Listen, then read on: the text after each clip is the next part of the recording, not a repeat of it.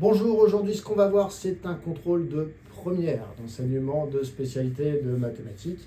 Contrôle de première sur le chapitre sur les exponentielles. Voilà. Ça récapitule un petit peu tout ce que vous devez connaître sur les fonctions exponentielles.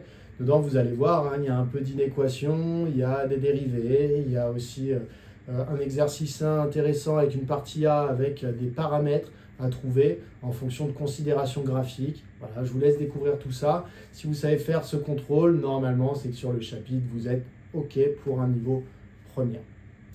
On y va. Alors, dans cet exercice, on nous dit le salon d'une maison est à la température de 17 degrés Celsius. On allume un radiateur à thermostat dans le but d'obtenir une température de 22 degrés Celsius dans le salon.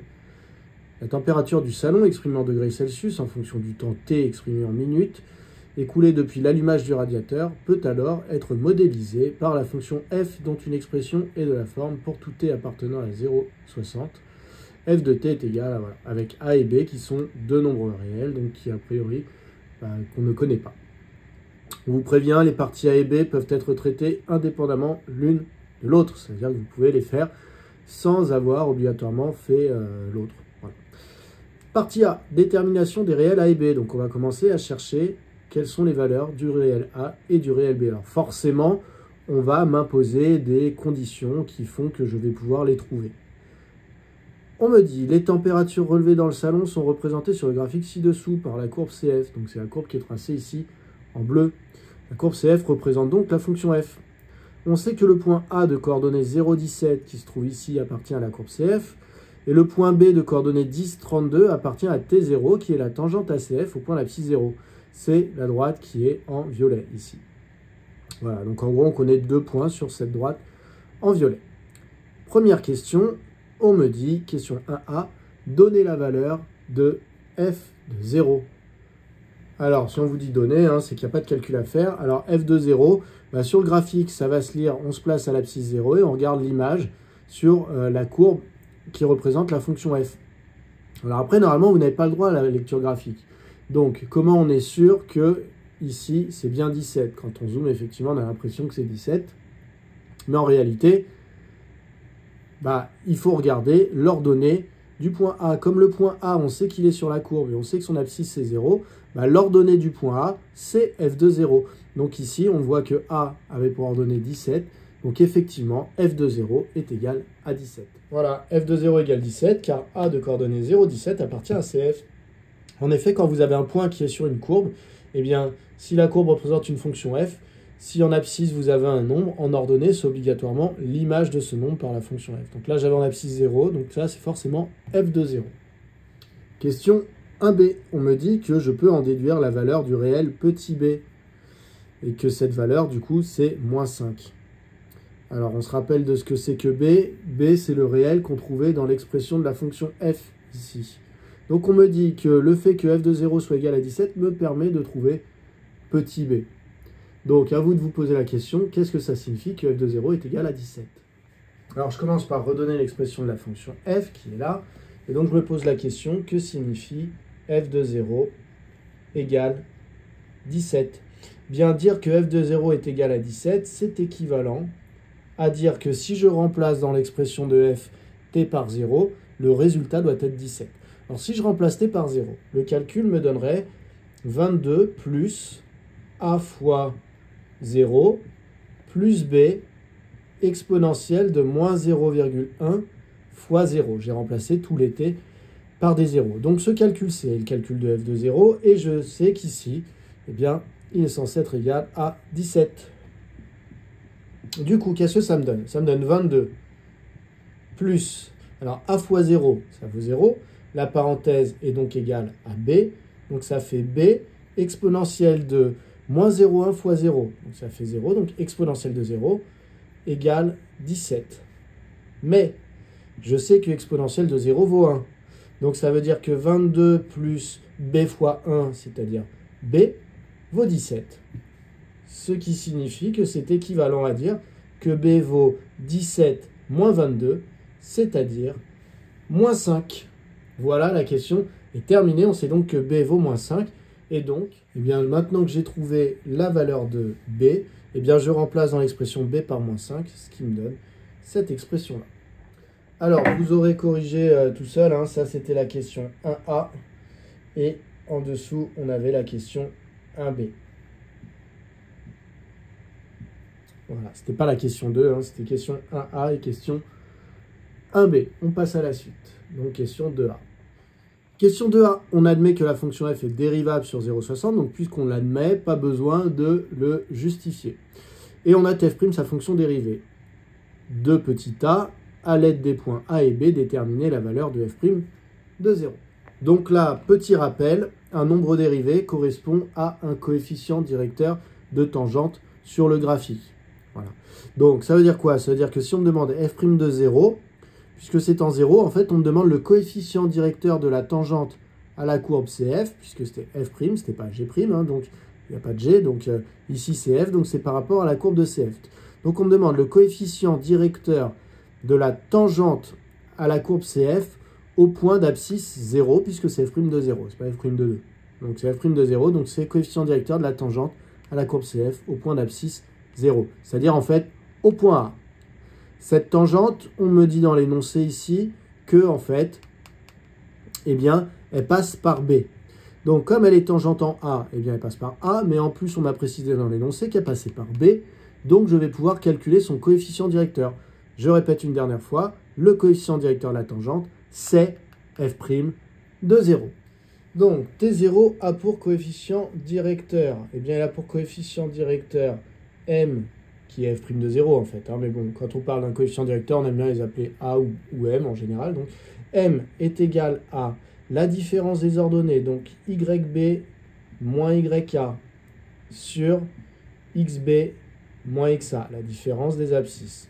Donc calcul de coefficient directeur que vous avez appris en 3e. Ensuite, les coordonnées de B, je reprends l'énoncé. Dans l'énoncé, on me dit que B a pour coordonnées 10, 32. Très bien. Donc ça veut dire 32 pour les ordonnées, 10 pour les abscisses. Et je dois retirer les coordonnées du point A. Le point A, je vous rappelle, il a pour coordonnées 0, 17. Ça me donne ça. Du coup, ça vaut 32 moins 17, 15 sur 10, ce qui fait 1,5. Si vous avez envie de le noter 3,5, vous pouvez aussi le noter 3,5. Donc, la tangente a pour coefficient directeur 1,5. Donc, on peut en conclure que le nombre dérivé, f' de 0, est égal à 1,5. Alors, si vous voulez rajouter une petite phrase qui explique que, en fait, le nombre dérivé en 0, c'est le coefficient directeur de la tangente à la courbe CF au point d'abscisse 0, vous pouvez tout à fait. Après, si vous faites ça, on voit que vous avez compris. Vous aurez bien entendu tous les points. Ça nous amène à la question 2B. La question 2B, c'est montrer que pour tout t appartenant à 0,60, eh bien, on a la dérivée qui vaut l'expression qui est ici. Voilà. Donc voilà, en fait, c'est un calcul de dérivée. Alors bon, en gros, je vais me lancer dans la dérivation et puis je vais bien voir si j'arrive à cette expression-là. Si j'y arrive pas, je vais essayer de faire en sorte de retrouver cette expression-là. Voilà. Donc, pour dériver f, il faut que je reprenne l'expression de petit f. Alors, pour rappel, l'expression de petit f ici, le b vaut moins 5, qu'on a déjà trouvé dans la question 1b. Voilà, donc j'ai redonné l'expression qui est ici, et je vais donc essayer de calculer l'expression de f', la fonction dérivée de petit f. Alors, on a admis que petit f était dérivable, donc je n'ai pas besoin de justifier ça. Donc pour dériver, il faut que je me pose la question, quelle est l'opération principale là-dedans? En fait, f de t, c'est une somme entre 22 et tout ce terme ici, at-5 fois exponentielle de moins 0,1t. Donc, quand on a une somme, on va dériver chacun des deux termes et on va additionner les dérivés. Maintenant, donc 22, je vais pouvoir le dériver, sa dérivée, ça va être 0. Par contre, il y a ce terme-là. Pour dériver ce terme-là, qui est un peu plus complexe, eh bien pareil, on repère l'opération principale. Ici, on a une multiplication entre la parenthèse et l'exponentielle. Quand on a un produit, eh bien, il faut se demander, est-ce que la variable, ici t, est présente dans les deux facteurs? La réponse est oui, elle est présente dans les deux facteurs, elle est présente dans at-5, ici, elle est présente dans l'exponentielle de moins 0,1t, ici. Du coup, si la variable est présente dans les deux facteurs, vous n'avez pas d'autre choix que d'utiliser la formule de dérivation de u fois v, d'un produit. Voilà. Donc on y va, on pose pour tout t appartenant à 0,60, u de t, donc ça va être at moins 5. Alors vous voyez que le 22, je ne m'en occupe pas pour l'instant, hein, parce que je sais que sa dérivée, ça va être 0. Et v de t, c'est exponentielle de moins 0,1 t. Voilà. Donc la difficulté est vraiment sur la dérivée du produit vert. Donc, on peut calculer des dérivées. Donc, u' de t est égal à... Alors, une difficulté que vous pouvez rencontrer, c'est qu'ici, il y a deux lettres. Il y a la lettre A, il y a la lettre T. Vous pouvez vous dire, oui, mais du coup, le A, si je le dérive, qu'est-ce que ça donne, etc. En général, vous avez ce genre de questions. Je vais essayer d'y répondre. En fait, quand vous dérivez toujours par rapport à une seule variable. Ici, la variable, elle est toujours indiquée, celle par rapport à laquelle vous dérivez, elle est toujours indiquée dans les parenthèses ici, accompagnant la fonction. Donc la fonction, ici, l'expression c'est u de t. Donc quand vous dérivez, la seule variable, c'est t. Toutes les autres lettres, vous pouvez les considérer comme étant des nombres fixes, comme des constantes. Ça veut dire que par exemple, ici j'ai un a, je peux le considérer comme si c'était un 6, par exemple, comme si c'était un 10. Donc un nombre constant. Même s'il s'appelle a, ça veut juste dire que je ne connais pas sa valeur, mais ça ne veut pas dire qu'il change de valeur. Du coup, u' de t, ici je vois ça comme si j'avais à dériver 6 fois t. Si j'avais 6 fois t, la dérivée ce serait 6. Si j'avais 9 fois t, la dérivée ce serait 9. Donc là j'ai a fois t, la dérivée c'est a. Ensuite j'ai moins 5, la dérivée c'est 0. Et v' de t. Donc ici, je dois dériver une exponentielle. Pour dériver une exponentielle, je recopie l'exponentielle. Et devant, je dois mettre la dérivée de l'exposant. Alors vous avez peut-être appris ça cette année différemment. Vous avez appris que pour dériver une fonction qui s'écrit comme ça, c'est-à-dire une composée avec une fonction affine, eh bien la dérivée, c'était la fonction avec ici le a qui passe devant, exponentielle ax plus b. Bon, vous pouvez d'ores et déjà apprendre, vous êtes en première, si jamais vous êtes un peu à l'aise, vous pouvez d'ores et déjà apprendre qu'en fait, ce qu'on trouve devant, c'est la dérivée de l'exposant. La dérivée d'ax plus b, c'est a, donc c'est pour ça que c'est le a qu'on retrouve devant. Vous verrez ça en terminale. Maintenant, si vous le connaissez dès maintenant, vous êtes en général en fin d'année quand vous voyez l'exponentielle, vous pouvez tout à fait l'apprendre. Donc, la dérivée de moins 0,1t, c'est moins 0,1. Hop! Très bien, maintenant j'applique ma formule. Alors, donc, pour tout t appartenant à 0,60, f' de t, qu'est-ce que ça vaut? Alors, on a dit, dérivée de 22, 0. Attention, lui, on peut avoir tendance à l'oublier. C'est pour ça que je le marque bien, pour que le correcteur il voit bien que je ne l'avais pas oublié.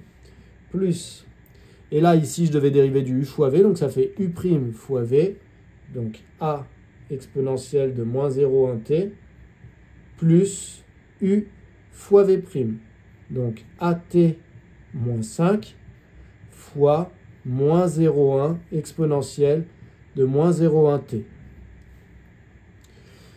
Voilà, quand j'en suis là, bah, ça y est, j'ai dérivé en soi, donc ça pourrait être terminé, sauf que je vous rappelle que nous, on nous a demandé un petit peu une forme particulière de la dérivée, qui est celle-là. Donc on s'aperçoit que dans la forme qu'on veut, bah, on a factorisé par exponentielle de moins 0,1t. Alors ça, c'est pas rare, hein, c'est un réflexe à avoir. Quand vous calculez une dérivée et que vous voyez qu'il y a exponentielle de moins 0,1t qui est pour tout le monde, on factorise directement. Alors qu'est-ce que ça nous donne? Ça nous donne, entre parenthèses, alors à la fin de ma parenthèse, j'aurai exponentielle de moins 0,1t. Si je factorise, qu'est-ce que ça me donne? De ce terme-là, il me reste que a. Et de tout ce terme-là, qu'est-ce qui accompagne l'exponentielle? Bah, c'est at moins 5 fois moins 0,1. Donc plus at moins 5 fois moins 0,1. Ensuite, on va développer ici. Ça nous donne, hop, alors je vais peut-être mettre les t devant. Donc je vais avoir at fois moins 0,1. Donc ça fait moins 0,1 at. Ensuite, qu'est-ce que je vais avoir d'autre? Ben, je vais avoir le a qui est là, donc plus a. Et je vais avoir moins 5 fois moins 0,1. Ça va donner plus 0,5 exponentielle de moins 0,1t. On compare avec l'énoncé. C'est exactement ce qu'on voulait dans l'énoncé. On a donc fini cette question 2b. Dernière question de cette partie A, en déduire la valeur de petit a. Donc, on a une expression de la dérivée. On sait également, d'après la question 2a, que f' de 0, ça valait 1,5. Donc, on sait que si on prend cette expression et qu'on remplace t par 0, eh bien, ça doit nous donner 1,5. Donc, je reprends l'expression de la dérivée que j'ai calculée à la question 2b. Ensuite, je vais dire, or, f' de 0 est censé être égal à 1,5, d'après la question 2a. Donc, c'était dans la partie A, la question 2a. Or, f' de 0 égale 1,5. C'est équivalent à...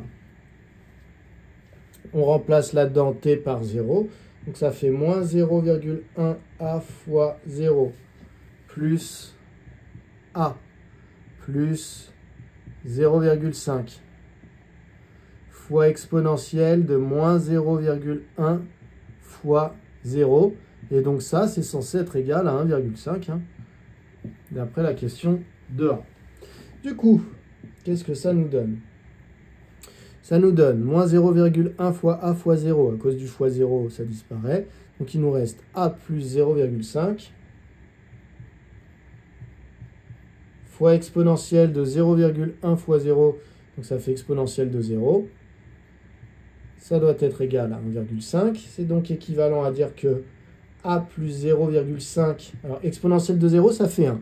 Donc a plus 0,5 fois 1, ça donne donc a plus 0,5. Doit être égal à 1,5. Ce qui est donc équivalent à dire que a doit être égal à 1,5 moins 0,5, c'est-à-dire a est égal à 1. Donc, pour tout t appartenant à 0,60, f de t, si je reprends l'expression du début de l'exercice, j'avais déjà trouvé que b valait moins 5.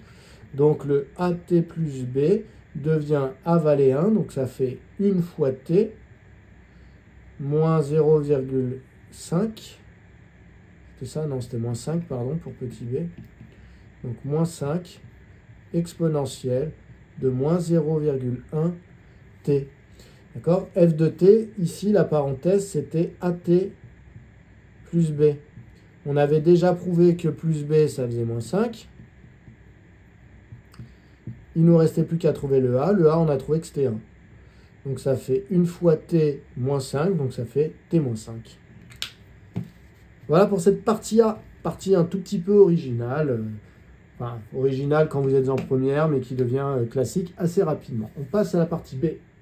Alors, dans la partie B, on vous dit dans cette partie, on admet que la fonction f est définie pour tout t appartenant à 0,60 par l'expression qui est là. Alors, ça tombe bien, c'est l'expression qu'on a trouvée dans la partie A. Ça, c'est plutôt très bon signe pour ce qu'on a fait dans la partie A et le fait que on a certainement eu raison et qu'on n'a pas fait d'erreur.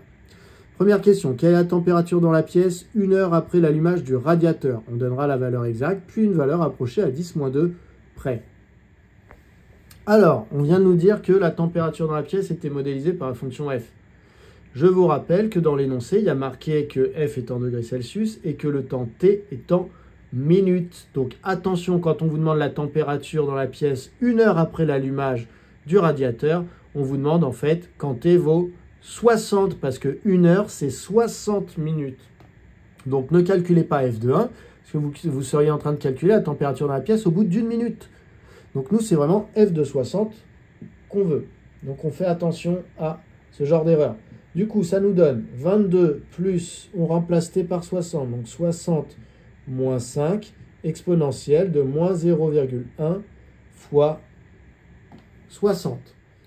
Alors, on me demande valeur exacte et valeur arrondie. Alors, pour la valeur exacte, il faut que je continue un petit peu mes calculs. Donc, ça fait 22 plus, alors 60 moins 5, 55. Exponentielle de moins 0,1 fois 60. Multiplié par 0,1, ça revient à diviser par 10.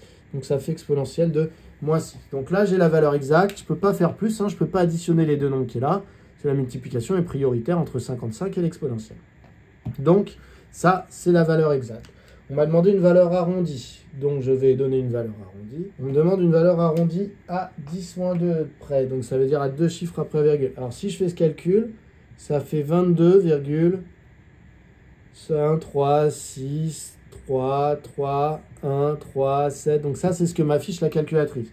Mais comme on me demande une valeur arrondie à 10-2 près, ça veut dire à 2 chiffres après la virgule. Pour arrondir à 2 chiffres après la virgule, ici, c'est-à-dire au centième, eh bien, il faut que je regarde le troisième, c'est-à-dire le chiffre des millièmes. C'est un 6, donc ça veut dire que ici, je ne suis pas plus proche de 13 que de 14. Donc je suis plus proche de 14. Si je ne suis pas plus proche de 13, bon, c'est pas très français. Bon, en gros, si c'est un 6, je suis plus proche de 14. Donc je vais arrondir à 22,14. Une petite phrase de conclusion, donc la température après 60 minutes est d'environ 22,14 degrés Celsius. Question 2. Étudier les variations de la fonction f sur 0,60 et dresser le tableau de variation de f. Alors, tout d'abord, réflexe à avoir en première, pour trouver les variations d'une fonction, eh bien, il faut trouver le signe de la dérivée de f. Pour trouver le signe de la dérivée de f, déjà, il faut connaître l'expression de la dérivée de f. Donc, je veux savoir ce que vaut f' de t. Alors là, vous avez deux possibilités. Soit vous refaites le calcul de dérivée qu'on a déjà plus ou moins fait dans la partie A, c'est-à-dire en disant opération principale, l'addition. Je veux dériver 22, ça va donner 0. Je veux dériver ici le produit, je vais devoir utiliser U fois V. Soit vous reprenez la partie A. Et en reprenant la partie A, vous avez déjà dérivé la fonction qui s'écrivait comme ça, avec un A devant T. Donc en fait, vous pouvez tout à fait reprendre le résultat de la partie A, en disant que finalement, nous, on va prendre A qui vaut 1. Parce qu'ici, A vaut 1.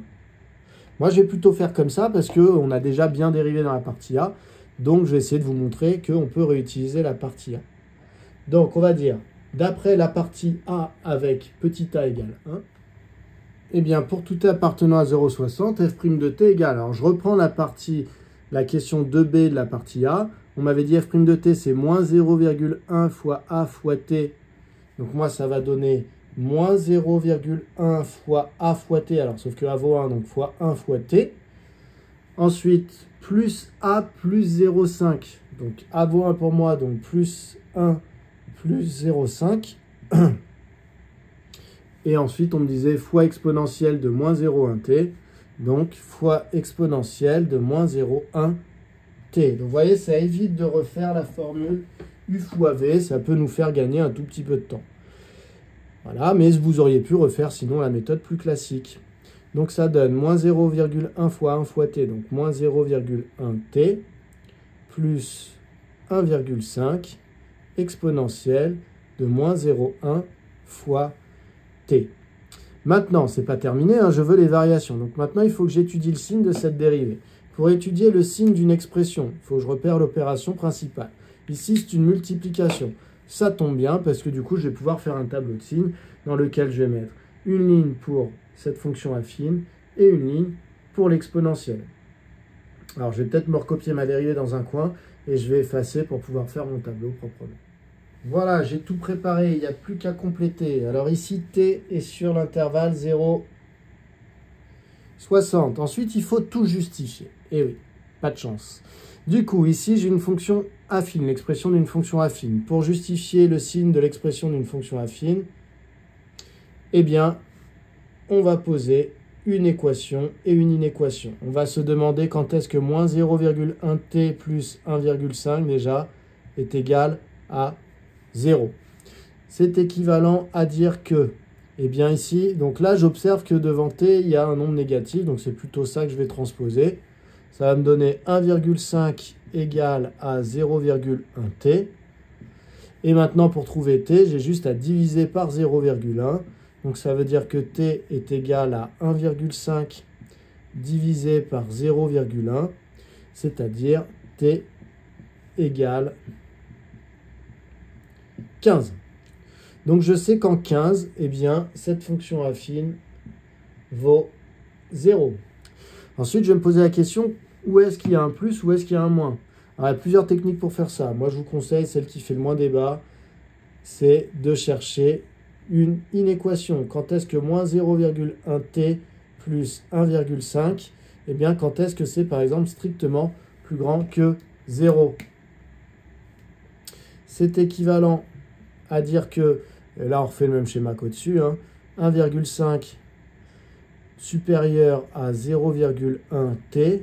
Maintenant je divise par 0,1. Vous voyez l'avantage d'avoir transposé le moins 0,1t, c'est que désormais, eh bien, le nombre qui accompagne t, le coefficient qui est devant, eh bien, vous voyez, il est positif. Donc quand je vais diviser, je n'ai pas besoin de penser à changer le sens. Parce que quand on divise par un nombre négatif, on doit changer le sens. Là, ici, il est positif, donc je n'ai pas besoin d'y penser. Donc ça donne 1,5 sur 0,1 supérieur à t, ce qui est équivalent à dire que t est inférieur à 15. Donc dès que t est inférieur à 15, la fonction affine ici est positive. Donc t inférieur à 15, fonction affine positive. Ce qui signifie négative sinon. Ensuite, ici on a exponentielle de moins 0,1t. Alors, eh bien, il faut savoir qu'une exponentielle, de manière générale, est toujours strictement positive. Donc ici, je vais avoir un signe plus. Donc ça, on va également le justifier. Donc on va dire que la fonction exponentielle, de manière générale, est toujours strictement positive. Et donc en la composant avec moins 0,1t, eh bien, ça restera strictement positif. Donc on va dire la fonction exponentielle, donc on peut noter exp, est strictement positive sur R. Donc par composition, la fonction qui a x associe, alors c'est pas x, c'est t, la fonction qui a t associe exponentielle de moins 0,1t, eh bien, est strictement positive. Voilà, et donc en particulier sur 0,60. Donc ici, je peux mettre mon plus. Du coup, le signe de f' de t. F' de t, je vous rappelle, c'est le produit de moins 0,1t plus 1,5 avec exponentielle de moins 0,1t. Donc, si t est compris entre 0 et 15, moins 0,1t plus 1,5 est positif. L'exponentielle est également positive, donc quand je multiplie les deux, c'est positif. Quand t vaut 15, moins 0,1t plus 1,5, ça vaut 0. Donc ça va faire 0 fois quelque chose de positif. Ça vaut 0. Et quand t est sur l'intervalle 15-60, l'expression ici est négative, l'exponentielle est positive, donc je vais avoir quelque chose de négatif. Du coup, les variations de f, eh bien, si la dérivée est positive, cela signifie que la fonction f elle est strictement croissante sur 0,15 et elle va être strictement décroissante sur 15,60. Donc maintenant, on va devoir compléter ici les images parce que quand on vous demande un tableau de variation, eh bien, on vous le demande au complet. Donc, il va falloir calculer l'image de 0. Alors ça, je vous rappelle, on l'a déjà fait. Ça valait 17. Ensuite, il y avait aussi l'image de 60. On l'avait déjà fait, je vous rappelle. Alors, ne mettez surtout pas de valeurs arrondies dans un tableau de variation. Il faut mettre des valeurs exactes. L'image de 60, c'était 22 plus 55 exponentielle de moins 6. Et donc, il nous reste par contre l'image de 15 qui est à calculer. Alors, je vais effacer là, mais vous faites ça en dessous. Ça, il faut que ça apparaisse sur votre copie. Donc, f de 15 égale 22 plus... Normalement, c'est t-5. Donc là, ça va faire 15 moins 5. Exponentielle, normalement, c'est moins 0,1t. Donc ça va faire moins 0,1 fois 15. Donc ce qui vaut 22 plus 10 exponentielle de moins 1,5. Alors si c'est trop long à écrire dans le tableau, rien ne vous empêche dans le tableau d'écrire f de 15 et d'avoir fait le calcul à côté. Donc ici, ça fait référence à ça. Ça nous donne cette valeur-là. On poursuit. Question 3. Dans le salon, des statuettes en chocolat sont exposées. Si la température dépasse 24 degrés Celsius, les statuettes fondent instantanément. Montrez que sur 0,15, l'équation f de x égale 24 admet une unique solution alpha. On ne s'intéressera pas à l'intervalle 15-60. Donc il faut montrer que sur l'intervalle 0,15, eh bien, f de x égale 24 admet une solution. Alors, sur 0,15, on peut observer que les images, eh bien ici, en 0, l'image vaut 17, et qu'en 15, eh bien, l'image vaut f de 15. Alors, ce serait bien de connaître une valeur arrondie ici, pour savoir en fait si on a dépassé les 24 degrés. Si f de 15 est supérieur à 24 degrés, ça veut dire que ici, quand les températures augmentent, eh bien, elles vont passer par la température de 24 degrés. Donc, f de 15, c'est impératif de savoir si c'est plus grand ou plus petit que 24. Et il se trouve qu'avec ma calculatrice, quand je calcule ça, je trouve que f de 15 est environ égal à 24,23. Voilà. Donc, ça veut dire que, eh bien, 24 est bien compris entre 17 et 24,23. 24 est bien une valeur intermédiaire entre le minimum qui est là et le maximum qui est ici. On va rédiger ça. Alors, je vais effacer ici le tableau pour rédiger proprement. L'idée sera tout de même qu'on aura trouvé ici un alpha, une valeur de t, pour laquelle, eh bien, f de x est égal à 24. Donc, f de alpha sera égal à 24. Et on aura bien trouvé qu'il n'y a qu'une seule fois, puisque la fonction elle est strictement croissante. Et une fois qu'on est passé par 24 degrés, on n'y repassera pas une deuxième fois. Voilà, donc deux choses à dire, que 24 est compris entre 17 et f de 15, et dire que la fonction elle était strictement croissante sur l'intervalle 0,15, que du coup il y a bien une solution à f de x à f de t égale 24 sur l'intervalle 0,15. Je vous rappelle que l'intervalle 15-60, l'énoncé nous a demandé de ne pas le considérer, donc on s'en moque. Donc premier argument, f est strictement croissante et dérivable sur 0,60. Donc c'est surtout pour nous assurer qu'on aura bien une unique solution. Deuxième argument, eh bien on va dire que f de 0 est égal à 17 et que f de 15 est environ égal à, je ne sais plus ce que j'avais dit, 24,23. Donc, 24 appartient bien à l'intervalle 17 jusqu'à... Alors, ne mettez pas d'arrondi dans les intervalles. Parce qu'on pourrait s'imaginer que vous avez arrondi par excès, par exemple, et que 24 a beau être dans un intervalle, si la valeur vous l'avez arrondie par excès, c'est-à-dire que vous avez pris des nombres qui en réalité n'étaient pas atteints, donc potentiellement le nombre qui est là pourrait être le nombre qui n'était pas atteint. Bref, mettez des valeurs exactes. Donc ici, on va mettre f de 15. Donc 24, c'est bien entre f de 0 et f de 15, entre 17 et f de 15. Donc, eh bien, l'équation f de x égale 24 admet une unique solution sur 0,15. Donc ça, c'était la question 3 petit a. Hop, on peut passer du coup à la question 3 petit b. Alors la question 3 petit b, elle est intimement liée à la 3 petit a. Puisque la question 3 petit b, c'est donner un encadrement de alpha d'amplitude 1. Alors, c'est quoi un encadrement de alpha? Un encadrement de alpha, c'est dire entre quoi et quoi se situe alpha.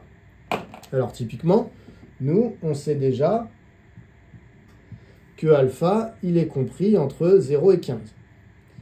Donc ça, c'est un encadrement de alpha, mais l'amplitude de cet encadrement, bah, c'est 15, puisque vous voyez, ça donne un intervalle, on pourrait dire dont la longueur est de 15, mais on ne dit pas longueur pour un intervalle, on dit amplitude.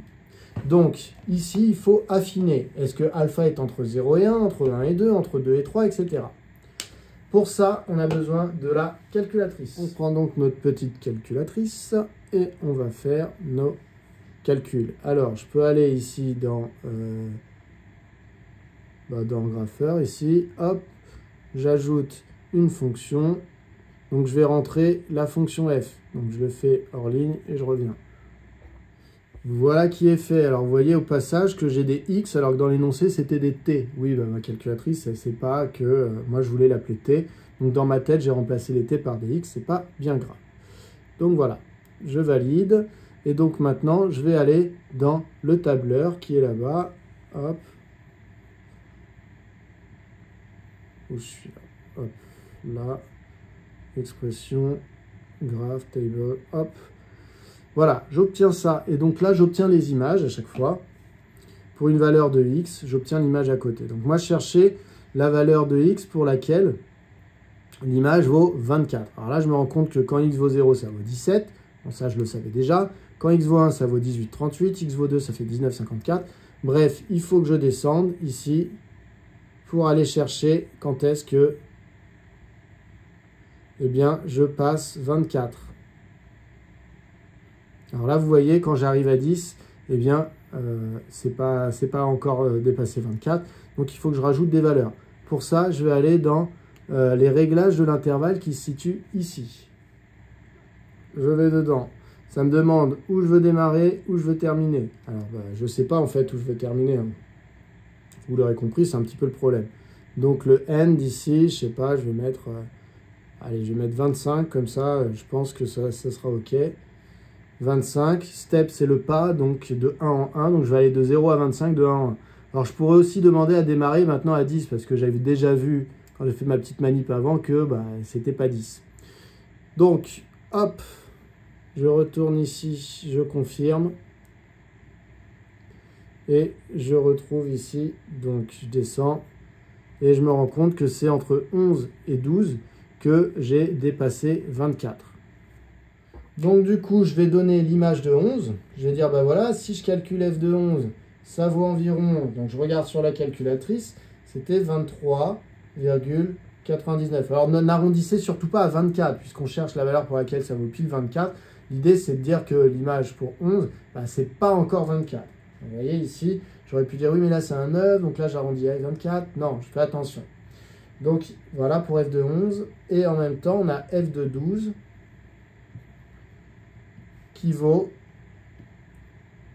environ, donc pareil, d'après la calculatrice, 24,1.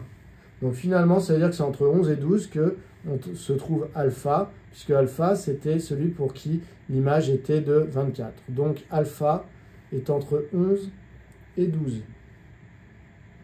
Alors, je vous entends d'ici me dire, oui, mais attendez, avec la calculatrice, en fait, je peux demander à la calculatrice quand est-ce que ça vaut 24. Alors effectivement, je vous montre comment on fait. Hop, expression, on va sur le graphique. Et là, ici, je peux aller dans calculer, ici. Voilà. Hop, et je peux utiliser la fonction find, ici, ou mettre directement f de x, je veux que ça fasse 24. Et du coup, ça me dit, oui, voilà, f de x valait 24 quand x valait 11,02. Alors, je vais vous dire pourquoi il faut plutôt privilégier ce que je vous expliquais avant. C'est parce qu'ici, en gros, vous ne comprenez pas trop ce qui s'est passé. La calculatrice a fait pour vous. Or, en mathématiques, pour rechercher comme ça une solution d'une équation, il y a deux méthodes que vous devez connaître. La première, c'est la méthode de dichotomie. C'est quand on découpe l'intervalle. Je ne vous réexpliquerai pas ça aujourd'hui. La deuxième méthode, c'est le balayage. C'est qu'on prend et qu'on balaye l'intervalle. Donc nous, c'est vraiment ce qu'on a fait ici. On est parti de 0 et on a balayé l'intervalle de 1 en 1 pour trouver. C'est une méthode dite officielle. Alors après, oui, votre calculatrice peut faire toute seule, c'est très bien, mais c'est mieux si vous écrivez ça et que vous dites que vous faites ça par balayage. Question suivante. On me demande, question 3C, interpréter le résultat de la question précédente dans le contexte de l'exercice. Alors, le contexte de l'exercice, le contexte de l'exercice, c'est parler de la température de la pièce et puis des fameuses statuettes. Vous voyez, souvenez-vous, on vous a parlé des statuettes qui fondaient à 24 degrés. Donc, en gros, ça veut dire qu'au cours de la 12e minute, d'accord, parce qu'une fois qu'on a passé 11 minutes, on est dans la 12e minute, au cours de la 12e minute, eh bien, les statuettes fondront. Donc voilà, je répète pourquoi je dis au cours de la 12e minute, parce que quand 11 minutes sont déjà révolues, sont déjà passées, par exemple quand vous en êtes à 11,3 ou 11,4, eh bien vous êtes au cours de la 12e minute. Voilà. C'est bon pour cet exercice, on passe à l'exercice 2. Alors l'exercice 2 est un QCM. Voilà, chaque question coûte 1,5 points. Alors, on vous dit, pour chacune des questions, une seule des 4 réponses proposées est correcte. Les questions sont indépendantes. Pour chaque question, il faut indiquer le numéro de la question et recopier sur la copie la lettre correspondante. Aucune justification n'est demandée, mais il peut être nécessaire d'effectuer des recherches au brouillon pour aider à déterminer votre réponse.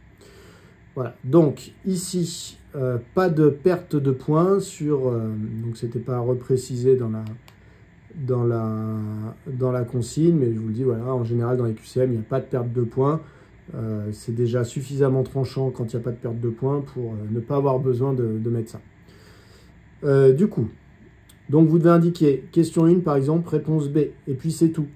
Alors bien sûr, moi, je vais essayer de vous expliquer à chaque fois pourquoi, mais voilà, ce qui doit figurer sur votre copie, c'est Par exemple, 1, réponse C, 2, réponse B, etc. On y va, on a une fonction f qui est définie pour tout réel x par cette expression. On me dit une autre expression de f est. Alors voilà, bah, en gros, parmi toutes ces expressions, il faut que je sache laquelle est la même que celle-là. Alors, la bonne réponse, ça va être la D. Donc, je vais vous prouver qu'on peut partir de f de x égale ça et arriver à celle-là. Voilà. Du coup, qu'est-ce que ça nous donne?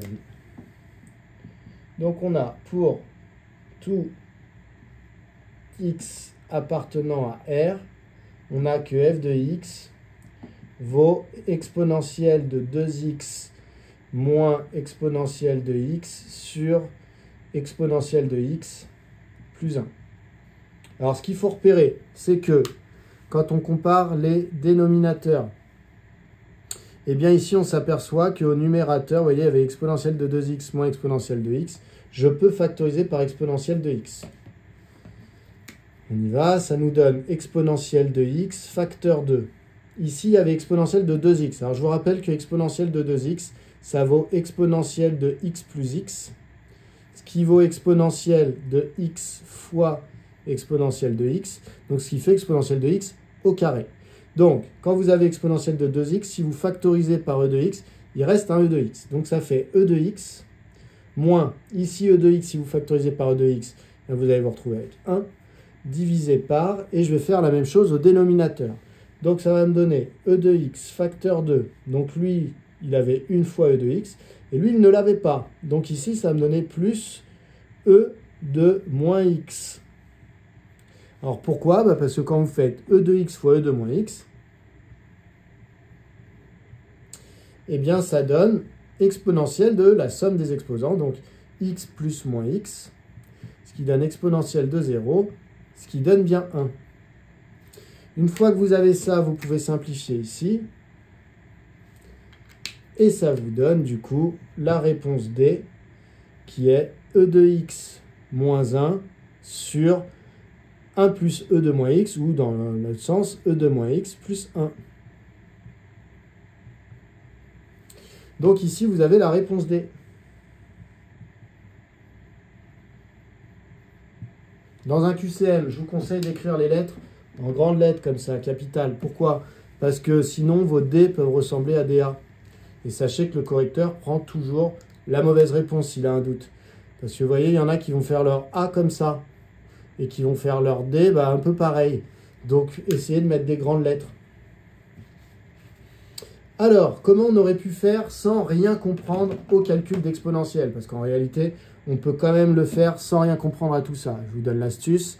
Vous pouvez tout à fait prendre votre calculatrice et tracer la courbe représentative de la fonction f sur votre calculatrice.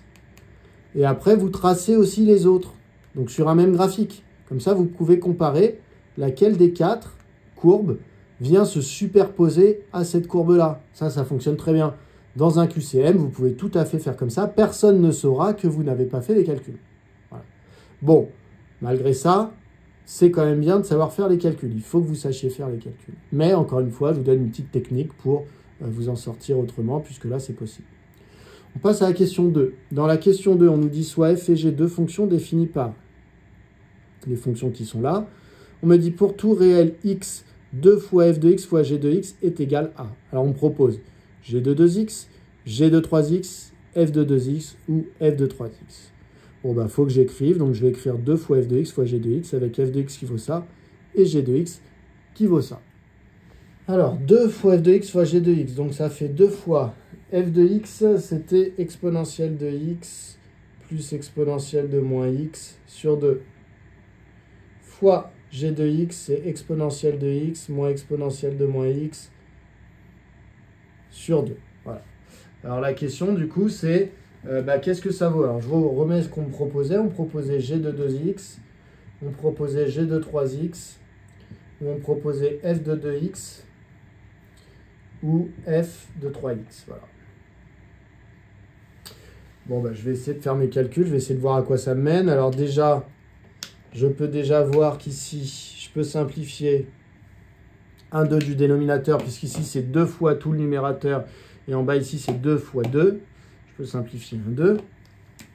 Ce qui me donne du coup une grande division par 2. Et au numérateur, j'ai ça fois ça. Alors ça fois ça me donne donc exponentielle de x plus exponentielle de moins x fois exponentielle de x moins exponentielle de moins x. Vous avez deux possibilités. Soit vous repérez ici que c'est une identité remarquable de la forme a plus b fois a moins b, ce qui donne a carré moins b carré. Soit vous développez tout, e de x fois e de x fois moins e de moins x, e de moins x fois e de x, et e de moins x fois moins e de moins x. Moi, je vais faire comme si j'avais vu l'identité remarquable. Donc, ça donne e de x au carré moins e de moins x au carré. Donc, a carré moins b carré. Le tout sur 2. Ensuite, je sais que e de x au carré, ça fait e de 2x, parce que ça fait e de x fois e de x, ce qui fait e de x plus x, ce qui fait e de 2x. Donc ici, ça me donne en fait e de 2x, moins ici e de moins x fois 2, donc e de moins 2x, le tout sur 2. Et là, je me rends compte qu'en fait, ça ressemble beaucoup à l'expression de g. Je vous rappelle, l'expression de g, c'est ça. Quand les x sont remplacés par des 2x. Donc en fait, ça vaut comme si j'avais pris la fonction g et que j'avais remplacé les x par des 2x. Donc ça vaut g de 2x. Et c'est la réponse A. Donc encore une fois, ici, pas besoin d'avoir de rédiger, juste la réponse suffit. Donc question 2, réponse A. On passe à la dernière question de ce QCM. Donc dernière question de ce QCM, soit f la fonction définie pour tout x appartenant à moins 1 plus l'infini par f de x égale moins 2 exponentielle de x sur x plus 1, soit f' la fonction dérivée de f, une expression de f' est.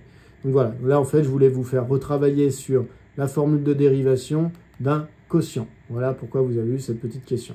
Donc là je vais dériver, je vais voir sur laquelle je retombe. C'est parti. Alors voilà, donc là je ne suis pas censé tout bien rédiger, hein. Je vous rappelle c'est un QCM, pas besoin de rédiger. Donc ici je veux dériver un quotient. Alors, je vais quand même rédiger comme si c'était la question. Donc on pose pour tout x appartenant à moins 1 plus l'infini. Donc je pose la fonction du numérateur, u de x égale moins 2 e de x.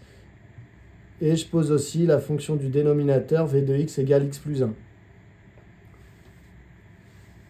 Donc, je peux en déduire que u' de x, c'est la dérivée de moins 2 fois exponentielle de x. Alors, quand je dérive moins 2 fois exponentielle de x, j'ai un produit entre moins 2 et exponentielle de x. Mais c'est un produit dans lequel le facteur de gauche ne contient pas la variable. Donc, en fait, je ne vais pas faire du u fois v, je vais faire du k fois u. Alors, k fois u, je vous rappelle, quand je dérive une fonction k fois u, k c'est juste un nombre, c'est une constante. Donc la dérivée, c'est la constante fois la dérivée de u. Donc ici, ça va me faire moins 2 fois la dérivée de l'exponentielle, qui est elle-même. Et v' de x, c'est dérivée de x plus 1.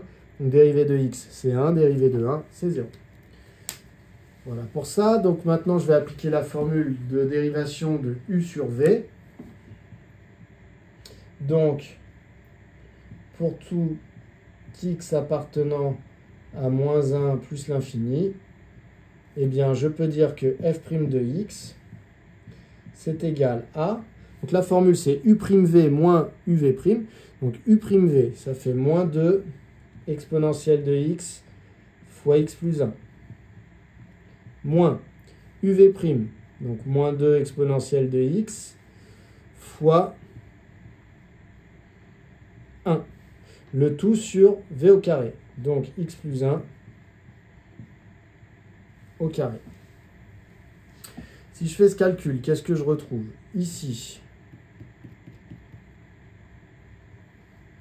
au numérateur, je me retrouve avec moins 2 exponentielle de x fois x. Donc moins 2x exponentielle de x. Ensuite, je me retrouve avec moins 2 exponentielle de x fois 1. Donc, ça fait moins 2 e de x. Et là, je me retrouve avec moins 2 e de x. Parce que là, j'avais moins 2 e de x fois 1. Donc, ça faisait moins 2 e de x avec un moins devant. Donc, plus 2 e de x sur x plus 1 au carré. Ici, moins 2 e de x plus 2 e de x, ça s'annule. On obtient donc moins 2x e de x sur x plus 1 au carré. Donc, moins 2x e de x sur x plus 1 au carré, elle est ici, c'est la réponse B. Donc ici, on termine cet exercice en disant que c'est la réponse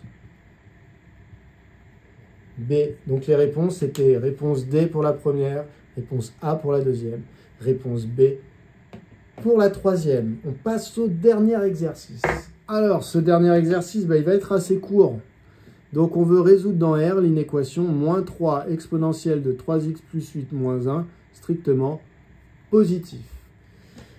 Alors, quand on a une équation comme ça, la première chose, ici, on est face à une inéquation produit. Voilà. Donc, quand on a un produit, de deux choses l'une, soit la variable est présente dans les deux facteurs, auquel cas, il va falloir que vous fassiez un tableau-t-il.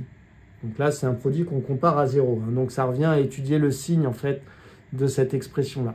Quand vous avez un produit et que vous voulez trouver son signe, vous pouvez tout à fait faire un tableau-t-il. Sinon, ici, comme il n'y a pas la variable là, on va peut-être pouvoir s'en séparer. Alors, l'opération qui consiste ici à se séparer du moins 3, en fait, c'est diviser par moins 3 des deux côtés de l'inégalité. Donc, cette inégalité est équivalente à, en divisant par moins 3 dans les deux membres, ici, je vais avoir moins 3 divisé par moins 3, eh bien, ça me donnera 1. Donc, je vais me retrouver juste avec exponentielle de 3x plus 8 moins 1. Et par contre, dans le membre de droite, je vais avoir 0 divisé par moins 3. Mais si vous faites ça, eh bien, c'est faux. Parce que comme vous venez de diviser par un nombre négatif, eh bien, il faut que vous changiez le signe de l'inégalité. Voilà. Au passage, 0 divisé par moins 3, c'est 0. Donc, on en est là. Ensuite, quand je suis en train de résoudre une inéquation ici, avec une exponentielle, il va falloir que je me débrouille pour avoir l'exponentielle toute seule dans un membre. Donc, je vais ici avoir exponentielle de 3x plus 8, plus petit que 1. Le 1, je peux le voir comme une exponentielle, et il le faut, parce que pour l'instant, en première, on ne sait pas faire autrement. Donc ici, on va dire que finalement, c'est équivalent à dire que exponentielle de 3x plus 8 est strictement plus petit qu'exponentielle de 0. Et ensuite, on va dire que quand on compare deux images par la fonction exponentielle, eh bien, celui qui a l'image la plus petite était le nombre le plus petit. Donc ça veut dire que si exponentielle de 3x plus 8 est plus petit que l'exponentielle de 0, ça veut dire que 3x plus 8 est forcément plus petit que 0. Pourquoi? Parce qu'une exponentielle, c'est une fonction strictement croissante. Ça veut dire que plus votre image est grande, plus ce que vous aviez mis dedans était grand. Donc si l'image de 0 est plus grande que l'image de 3x plus 8, eh bien ça veut dire que 0 était plus grand que 3x plus 8. Donc finalement, on peut se séparer des exponentielles. Et on en arrive là. Et là, on va préciser, car, eh bien, c'est ce qu'on a dit, exponentielle est strictement croissante sur R. Si elle était décroissante, ce qui n'est pas le cas, eh bien, ça voudrait dire que plus vous mettez un nombre grand à l'intérieur, plus l'image serait petite si elle était décroissante. Mais là, elle est croissante. Donc, plus vous mettez un nombre grand dedans, plus l'image est grande. Donc, si l'image est plus grande que celle-là, c'est que le 0 était plus grand que le 3x plus 8. D'ailleurs, c'est plus 8. Hop, je rectifie tout de suite. Du coup, c'est équivalent à 3x plus petit que 8. Moins 8, pardon. Hop, ce qui est équivalent à x plus petit que moins 8 tiers. Alors là, j'ai divisé par 3, je n'ai pas changé le sens parce que 3 est positif. Donc finalement, l'ensemble des solutions,